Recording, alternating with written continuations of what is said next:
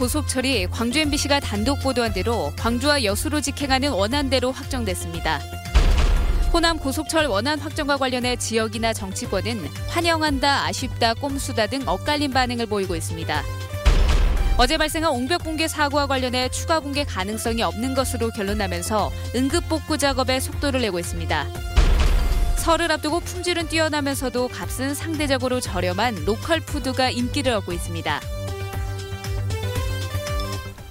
여러분 안녕하십니까? 노선 때문에 많이 많았던 호남 고속철도가 당초 건설 목적대로 직행하는 쪽으로 가닥이 잡혔습니다. 엊그제 광주 MBC가 단독 보도한 대로 서울에서 광주는 고속선로로 직행하고 서울과 서대전은 별도 노선을 만들기로 했습니다. 먼저 김인정 기자입니다. 4월 초 개통하는 호남고속철이 광주로 직행하는 것으로 최종 확정됐습니다. 논란의 중심이었던 호남고속철 서대전역 경유는 백지화됐습니다.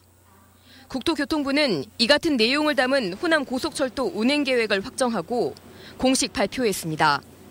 운행 계획에 따르면 호남고속철은 서울 용산에서 광주 송정까지 신설된 고속선로를 이용해 직행합니다.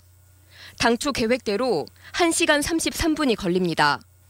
이로써 지금까지 호남에서 문제가 제기되었던 저속철 논란도 해소될 수 있을 것으로 기대하고 있습니다. 원안대로 관철이 된 셈이지만 증편 효과는 미미합니다. 호남선은 주말 기준 하루 44회에서 48회로, 여수까지 가는 전라선 KTX는 18회에서 20회로 모두 6회 늘어납니다. 국토부는 무산된 서대전역 경유안을 보완하기 위한 별도 노선도 내놨습니다. 서대전과 논산, 계룡을 거쳐 서울과 익산으로 가는 KTX를 기존 선로를 이용해 하루 18회 운행하기로 했습니다. 충청과 호남 이용객들을 위해 익산역에서 KTX 연계 환승이 가능하도록 하고 ITX 새마을 등 일반 열차도 증편할 예정입니다. 서대전역 경유 논란으로 지역 간 갈등이 심해지자 고민 끝에 정부는 절충안을 선택했습니다. MBC 뉴스 김인정입니다. 묘수인 것도 같고 꼼수인 것도 같고 그렇습니다. 여러분도 헷갈리실 것 같아서 취재기자 불렀습니다. 김인정 기자. 네. 그러니까 광주까지는 직선으로 온다. 서대전 거치는 열차가 있지만 그건 익산까지만 왔다가 돌아간다. 종합하면 이 내용인데 왜 이런 결론을 내린 겁니까? 네, 격심한 지역 갈등과 반발 끝에 정부가 내놓은 절충안으로 보입니다. 이번 안은 빠르게 가야 한다는 고속철도 건설의 취지도 살리고 또 서대전역 이용객이 많다는 현실적인 수요도 반영한 결과인데요. 원안대로 운행하라는 호남의 요구를 들어주면서 또 서대전역 경유를 주장했던 대전과 충남의 반발 역시 잠재우려는 시도로 해석됩니다. 네, 이것만 놓고 보면 묘수인데 조삼모사처럼 느껴지는 건 왜 그렇습니까? 네, 호남으로서는 그동안 결사 반대했던 서대전역 경유가 없어지긴 하는데 운행 횟수가 좀 석연치 않은 부분이 있습니다. 서울 용산과 광주로 가는 호남 고속철도 운행 횟수는 주말을 기준으로 하루 4회, 그리고 전라선은 2회만 늘어납니다. 결과적으로 증편 효과는 거의 없다고 보시면 됩니다.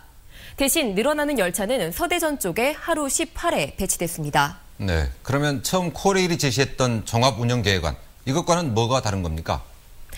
네, 코레일이 내놨던 안과 지금 확정된 안이 뭐가 달라졌는지 한번 살펴보겠습니다. 네. 처음 코레일은 20회를 늘리겠다고는 했지만 그중 18회가 서대전을 경유하는 저속철이었습니다. 그런데 확정안에서는 서대전역을 경유하는 계획안이 사라진 딱 그만큼 다시 서울과 서대전으로 가는 열차가 신설됐습니다. 호남 입장에서는 확정안이나 코레일안이나 증편 효과가 미미하고 대전 쪽 수요를 우선시한 건 똑같습니다. 네. 서대전역 경유가 없다는 국토부 절충안, 내용을 들여다보면 조삼모사다라는 말은 이래서 나오는 겁니다. 네, 김인정 기자였습니다. 이러다 보니 지역별로 평가가 다르고 자치단체와 정치권도 서로 다른 반응을 내놓고 있습니다. 환영한다는 쪽이 있는가 하면 아쉽다, 꼼수다라는 반응도 있어서 또 다른 논란이 예상됩니다. 정효욱 기자입니다. 긍정적인 반응을 보인 곳은 광주시와 전라북도, 충청북도 세 곳입니다. 광주시는 환영을, 전북은 대승적 수용 의사를 밝혔고 충북은 오송역 활성화를 기대하며 원안 결정을 반겼습니다.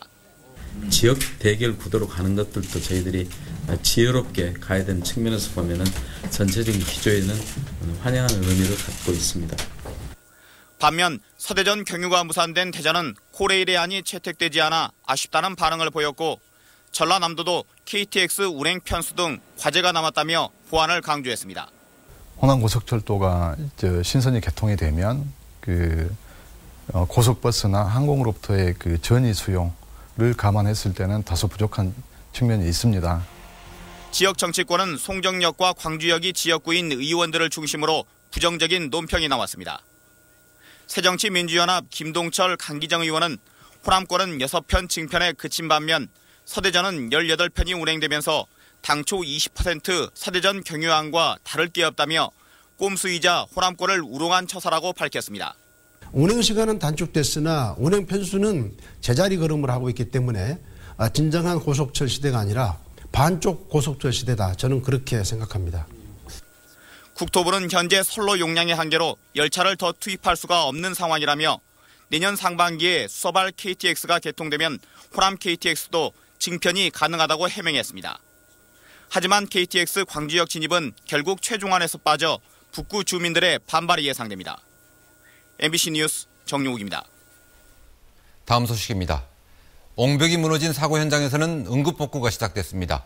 15톤 트럭으로 300대 분량의 흙더미를 치워야 한다니까 며칠이 걸릴 것으로 보입니다. 송정근 기자가 취재했습니다.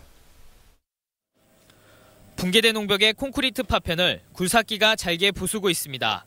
무너질 듯 위태로워 보이는 흙더미를 떠내 옹벽 아래로 뿌립니다. 사고대책본부는 2차 안전진단 결과 옹벽이 더 붕괴될 가능성은 일단 없다고 보고 있습니다. 그러나 인근 사우나 등의 긴급 대피해 있는 주민들이 집에 돌아오려면 15톤 트럭 300대 분량의 흙더미를 치우는 작업이 마무리돼야 합니다. 토사를 치우는 작업은 본격적으로 시작됐고 이 작업에는 최대 일주일 정도가 소요될 것으로 예상됩니다. 토사 제거가 어느 정도 되면 사면이 안정되기 때문에 이제 2차 추가 매몰이라든가 그런 게 없기 때문에 그런다 그러면 사면만 안정시키면 현재 지금 대피해 계시는 주민들께서 집으로 돌아오셔도 되니까. 하루아침에 난민 신세가 된 주민들은 대책회의를 열고 무너진 옹벽뿐만 아니라 아파트에 대한 안전진단도 실시해달라고 요구했습니다. 당연히 이제 이거 공사 끝나고 나면은 우리 주민들 안전을 위해서 조금 안심하고 이제 살게 요 점검을 다 해줘야 돼요. 토사를 치우는 작업이 마무리돼도 붕괴 옹벽을 복구하기 전 정밀 안전진단을 해야 하는 문제 등이 남아있어 주민 불편은 한동안 이어질 것으로 보입니다. MBC 뉴스 송정근입니다. 설을 앞두고 명절 선물을 뭘로 할지 고민하시는 분들 많으실 텐데요. 품질은 뛰어나면서도 값은 상대적으로 저렴한 로컬 푸드에 눈을 돌려보면 어떨까요? 조현석 기자입니다. 화순 능주에서 생산된 더덕입니다. 황토밭에서 자라 산더덕과는 또 다른 독특한 풍미와 모양을 자랑합니다. 가격은 상대적으로 저렴해 강원도 행성산보다 더 많이 팔립니다. 사과 12개씩 든 5kg짜리 선물 세트입니다. 크기와 맛 등 품질은 비슷하거나 더 좋은데도 장성 사과가 더 쌉니다. 다른 지역에서 생산되는 사과는 별도의 유통센터를 거쳐서 오기 때문에 가격은 물론 신선도에서도 불리할 수밖에 없습니다. 물류비, 그리고 인건비, 그리고 용역비 등 여러 가지 비용이 추가가 되기 때문에 가격 경쟁력이 훨씬 더 로컬 사과가 좋을 수밖에 없는 현실입니다. 로컬푸드는 이들 화순더덕과 장성 사과처럼 장거리 운송 과정을 거치지 않은 우리 지역에서 난 농산물을 말합니다. 지난 연말 문을 연 친환경 농수산식품 전문 매장입니다. 신선 농산물은 물론 가공식품까지 전체 취급 품목의 80%를 로컬푸드로 채웠습니다. 가마솥에 직접 끓여서 만든 강진산 조청에서부터 제조 과정에서 염산을 쓰지 않은 장흥산 김과 광주에 사는 수녀님들이 직접 짠 참기름과 들기름 세트까지. 인지도는 떨어지지만 정성과 품질만큼은 대량 생산되는 여느 명절 선물들과는 비교할 수 없습니다. 굉장히 좋고 우수한 상품들이 많아요. 그래서 저희 같은 경우에는 그 유통 판로를 개척을 해드리고 그래서 소비자들과 생산자분들에게 동시에 이익을 드리려고 하는. 착한 소비, 윤리적 소비로도 불리는 로컬푸드 운동. 지역의 생산자도 돕고 명절 색다른 선물도 준비하는 일석이조의 효과를 거둘 수 있습니다. MBC 뉴스 조현성입니다. 주말 휴일 날씨 궁금하시죠? 일요일에 맹추위가 찾아와서 다음 주 월요일에는 광주가 영하 7도까지 떨어지는 추위가 기승을 부리겠습니다. 김은수 기상캐스터가 전해드립니다. 구름 한 점 없이 높고 청명한 하늘. 낮 동안에 기온이 빠르게 오르면서 대기 중에 남아있던 미세먼지는 모두 거쳤습니다. 따스한 햇살 속에 도심 공원은 산책하러 나온 시민들로 붐빕니다. 어제 좀 흐리고 그런데 오늘은 좀 따뜻하고 좋은 것 같네요. 오늘은 정말 봄을 느낄 수가 있을 만큼 온화하고 따뜻해서 동료하고 식사하고 지금 산책하러 나왔어요. 주말인 내일도 낮에는 포근하겠습니다. 하지만 밤부터 찬 공기가 남하하면서 한겨울의 맹추위가 찾아오겠습니다. 밤사이 산발적으로 빗방울이 떨어지거나 눈이 날리는 곳도 있겠습니다. 특히 휴일에는 광주 전남 대부분 지역이 종일 영하권에 머물면서 올해 들어 가장 추울 것으로 보입니다. 기상청은 월요일 아침에 광주의 기온이 영하 7도까지 곤두박질 치겠고 화요일부터 차차 예년 기온을 되찾을 것으로 전망했습니다. MBC 뉴스 김은수입니다. 버려지거나 길을 잃은 개들을 유기견이라고 하죠. 한때는 친구처럼 혹은 가족처럼 사랑받았던 반려동물인데 버려진 뒤에 이들을 기다리는 건 안락사라고 합니다. 전윤철 카메라 기자가 취재했습니다.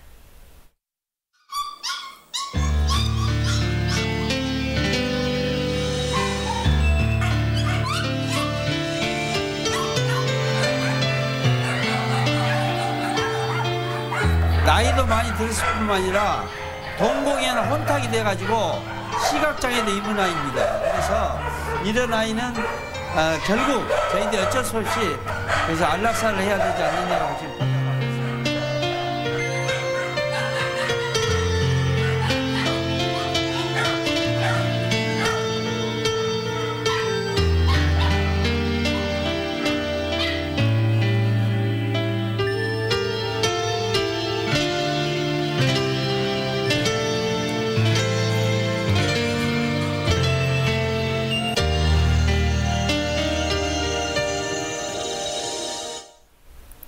삼일건설 최감열 회장이 1억 원 이상의 고액 기부자 모임인 아너소사이어티에 가입했습니다. 최 회장은 액수를 떠나 많은 시민들이 기부 문화에 동참하는 문화 조성을 위해 노력하겠다고 밝혔습니다. 법무부의 고위직 인사에 따라 광주고검장에 김희관 전 대전고검장이 임명됐습니다. 김희관 신임 광주고검장은 전북 익산 출신으로 대검 공안기획관과 법무부 기획조정실장, 부산지검장 등을 지낸 공안통으로 평가받고 있습니다. 그동안 광주고검장을 지낸 조성욱 고검장은 대전고검장으로 자리를 옮겼습니다. 이번 주 토론인 광주에서는 호남 고속철도 노선 갈등이 호남에 미친 파장에 대해 토론합니다. 일요일 아침 7시 10분에 방송되는 생방송 토론인 광주에서는 김동철 의원과 대전 지역 시민운동가, 전남대 정봉현 교수가 패널로 출연해 국토부가 봉합책으로 내놓은 호남 고속철 운행 계획의 내용을 분석하고 호남이 얻은 득과 실을 따져봅니다. 죽음의 도로라는 오명을 가진 88 고속도로가 올해 안에 4차로로 완전 개통되고 광주 제3순환도로도 착공에 들어갑니다. 국토교통부에 따르면 일부 구간이 2차로로 남아있어 사고 위험이 컸던 88 고속도로의 모든 구간이 올해 말까지 4차로로 확장돼 개통됩니다.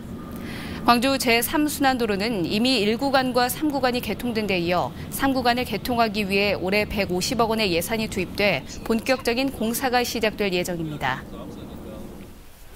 광주시가 대학, 연구기관, 시 관계자 등 전문가 15명이 참석하는 수소차 허브도시 추진위원회를 구성하고 오늘 첫 회의를 열어 위원회 운영 방안 등을 논의했습니다. 수소차 연구개발 분야를 선점하기 위해 마련된 추진위는 앞으로 수소차 육성 정책 개발과 함께 광주 창조경제혁신센터가 성공적으로 안착할 수 있도록 지원하는 역할을 합니다.